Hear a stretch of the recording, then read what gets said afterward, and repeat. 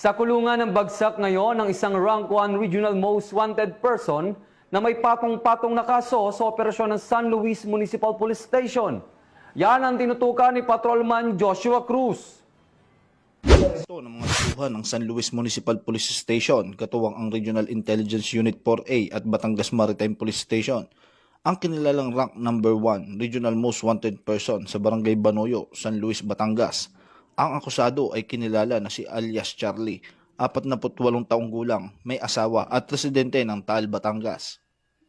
Ang pagkakadakip ay isinagawa sa bisa ng warrant of arrest para sa krimen ng statutory rape sa ilalim ng Article 266-A kaugnay ng Article 266-B ng Revised Penal Code na inamyendahan rape by sexual assault at acts of lasciviousness kaugnay ng RA 7610 na inamyendahan ng RA 11648. Ang warrant ay inilagdaan at inisyu ng Executive Judge ng RTC Port Judicial Region Branch 5 na may petsang Oktubre 21 taong kasalukuyan. Walang inirekomendang piyansa para sa statutory rape. 200,000 naman ang inirekomenda para sa rape by sexual assault at 180,000 bawat isa para sa tatlong bilang ng acts of lasciviousness.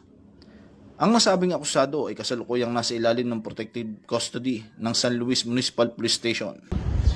Mula dito sa Calabarzon, ako po ang inyong Police News Network correspondent, Patrolman Joshua Cruz, alagad ng batas, tagataguyod ng Balitang Pulis.